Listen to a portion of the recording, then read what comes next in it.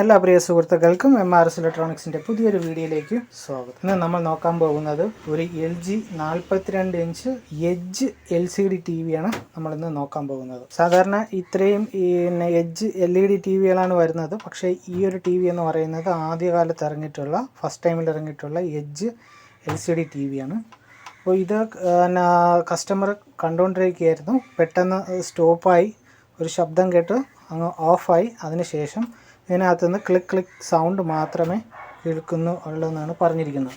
ഈ ഒരു ടി വിയുടെ ഇപ്പോഴത്തെ കംപ്ലൈൻറ്റ്, അപ്പോൾ എനിക്ക് കിട്ടുമ്പോഴുള്ള കണ്ടീഷൻ എന്ന് പറയുന്നത് നോ പവർ ഇഷ്യൂ ആയിട്ടാണ് വന്നിരിക്കുന്നത്. അപ്പോൾ ഇതിൻ്റെ ആ മോഡൽ നമ്പർ നമുക്ക് നോക്കാം. ഇതാണ് അതിൻ്റെ മോഡൽ നമ്പർ LG 42LH70YR എന്ന് പറയുന്ന ഈ ഒരു മോഡലാണ്.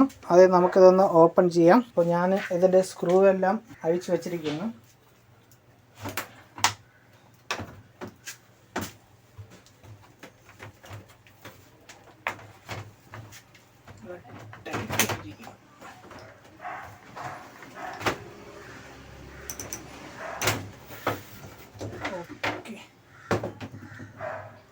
അപ്പോൾ ഇതാണ് ഈ ഒരു ടി വിയുടെ ഉൾവശം. ഈ കാണുന്നത് ഇതിൻ്റെ പവർ സപ്ലൈ ആണ്. നമുക്ക് ഇപ്പോൾ ഇത്രയും വലിയൊരു പവർ സപ്ലൈ വരാൻ കാരണം എന്ന് പറയുന്നത് ഇതിൻ്റെ ബാക്ക് ലൈറ്റ് ട്യൂബാണ്. ആ ട്യൂബിനെ ഡ്രൈവ് ചെയ്യാൻ വേണ്ടിയിട്ടാണ്. ഒരു ഡ്രൈവിംഗ് ബോർഡ് ഇവിടെയുണ്ട്, ലെഫ്റ്റും റൈറ്റുമായിട്ട് ഡ്രൈവിംഗ് ബോർഡ് ഇതിനകത്തുണ്ട്. പിന്നെ ഇതാണ് നമ്മുടെ മെയിൻ സിസ്റ്റം കൺട്രോൾ ബോർഡ്. അപ്പോൾ എന്താണ് ഇതിൽ പ്രശ്നമെന്ന് നമുക്കൊന്ന് പവർ കൊടുത്ത് ഓൺ ചെയ്ത് നോക്കാം.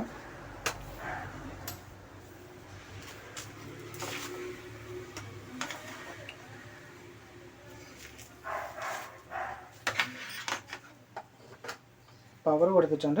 ഇനി ഇത് ഓൺ ചെയ്യാണ്. റിലേ ഓൺ ആയിട്ടുണ്ട്, ഓഫായി. ഓക്കെ, അപ്പോൾ ഈ ക്ലിക്ക് സൗണ്ട് കേൾക്കുന്നത് റിലേയിൽ നിന്നാണ്.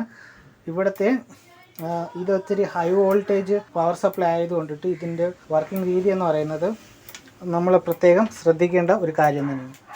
അതായത് ഇത് ആദ്യത്തെ സ്റ്റെപ്പിൽ നമ്മൾ പവർ ഓൺ ചെയ്യുന്ന സമയത്ത് ഇതിനകത്തോട്ട് പവർ പോകുന്നത് ഒരു NTC വഴിയായിരിക്കും പവർ പോകുന്നത്.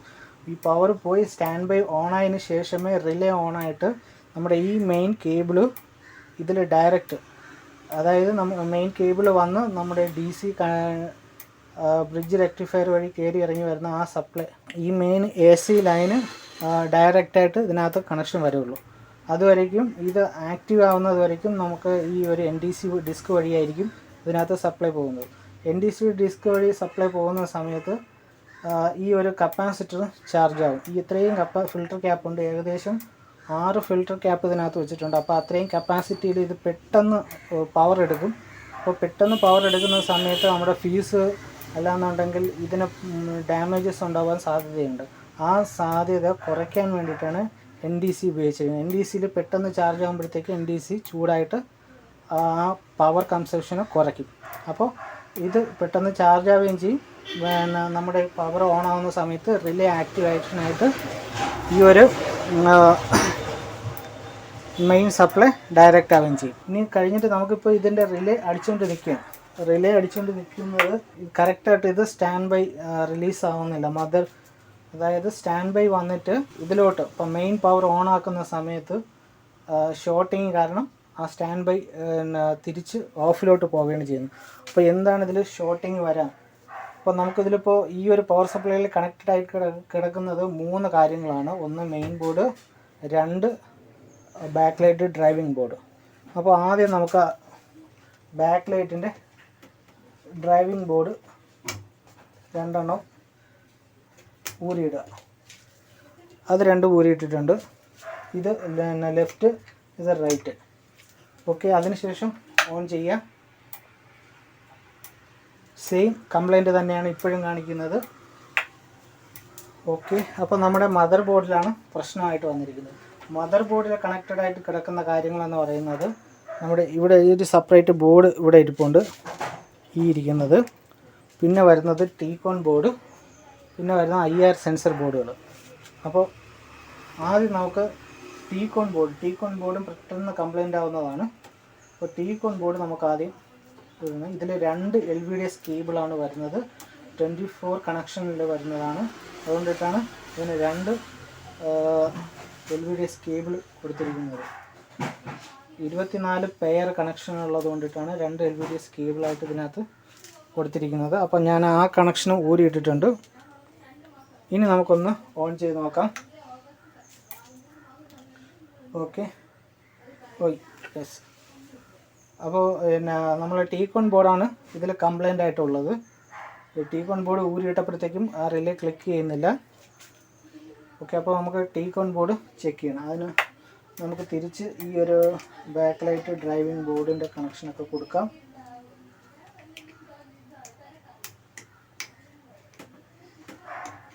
ഓക്കെ, അതിനുശേഷം ഒന്നുകൂടെ പവർ ഓൺ ചെയ്യാം.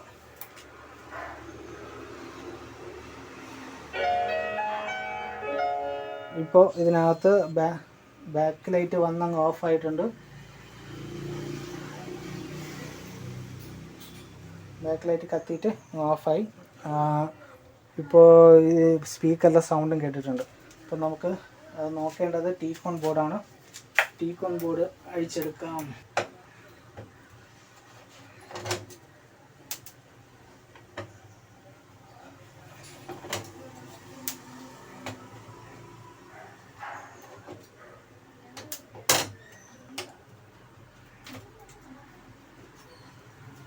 മാറ്റി വയ്ക്കാം.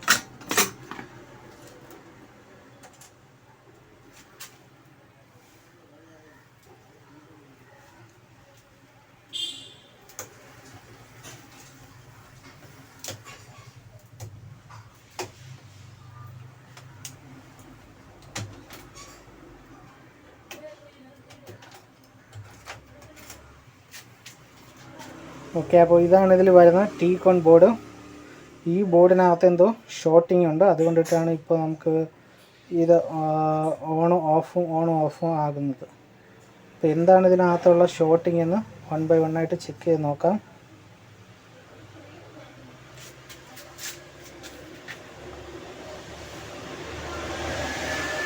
ഓക്കെ,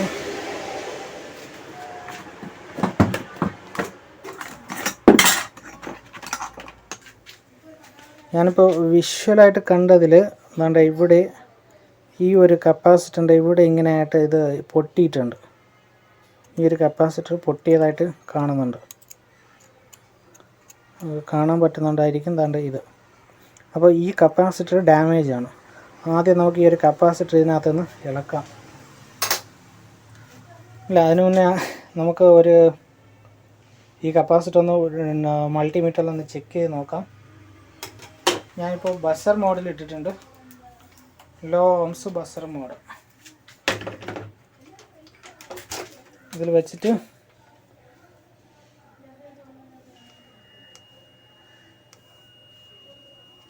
ഇതിനകത്ത് കാണുന്നുണ്ട്, ബീപ്പ് അടിക്കുന്നുണ്ട് കേട്ടോ. അതായത് ഈ ഒരു കപ്പാസിറ്റർ ഷോർട്ടാണ്, ഡെഡ് ഷോർട്ടാണ്. കപ്പാസിറ്റർ നോർമലി ഇളകി വരില്ല. നമുക്ക് ജസ്റ്റ് പിടിച്ചു കഴിഞ്ഞാൽ ഈ ഒരു കപ്പാസിറ്റർ ഇളകി വന്നോളൂ. അതിന് ശേഷം നമുക്ക് ആ സൈഡിൽ നിന്ന് ക്ലീൻ ചെയ്തിട്ട് വേറൊരു കപ്പാസിറ്ററോടെ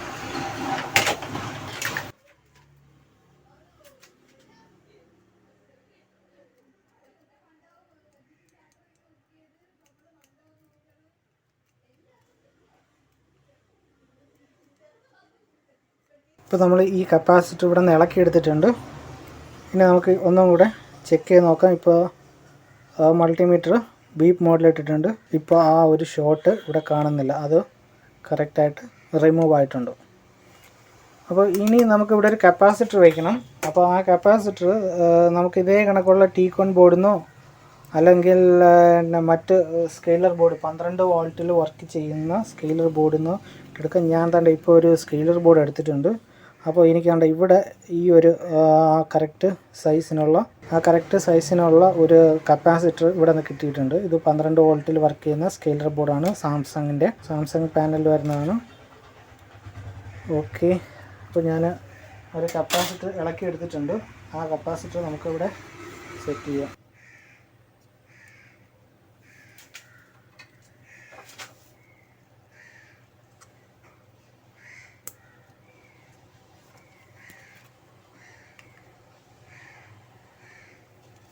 ഓക്കെ, ഞാനിപ്പോൾ ഇവിടെ അത് സെയിം സൈസിലുള്ള ഒരളവിലുള്ള ഒരു കപ്പാസിറ്റർ സെറ്റ് ചെയ്തിട്ടുണ്ട്. ഇനി നമുക്ക് ഈ ഒരു ബോർഡ് ഇതിനകത്ത് സെറ്റ് ചെയ്തിട്ട് ഇത് കറക്റ്റായിട്ട് ഓൺ ആവുന്നുണ്ടോ, ഡിസ്പ്ലേ എല്ലാം കറക്റ്റായിട്ട് വരുന്നുണ്ടോ എന്നൊക്കെ ചെക്ക് ചെയ്ത് നോക്കാം. ഞാനതൊന്ന് സെറ്റ് ചെയ്യണം. വീഡിയോസ് കേബിൾ അഴിച്ചതെല്ലാം ഫിറ്റ് ചെയ്യാം. ഓക്കെ, നമ്മൾ അഴിച്ചെടുത്തിരിക്കുന്ന സ്കെയിലർ ബോർഡ് അത് ഫിറ്റ് ചെയ്തിട്ടുണ്ട്. നമുക്ക് ഡിസ്പ്ലേ ചെക്ക് ചെയ്ത് നോക്കിയിട്ട് ഇതിൻ്റെ കവർ അടയ്ക്കാം.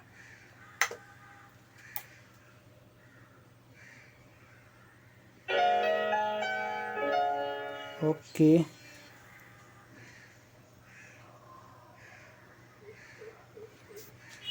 ഞാൻ ഒന്ന് പവർ ഓഫ് ചെയ്യാം. അപ്പോൾ എല്ലാം കറക്റ്റായിട്ട് പ്രോപ്പറായിട്ട് ഓപ്പൺ ആവുന്നുണ്ട്.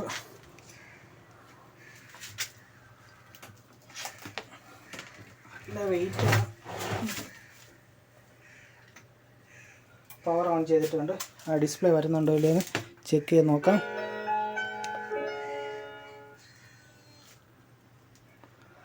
ഇവിടെ HDMI എന്ന് എഴുതിയിട്ടുണ്ട്.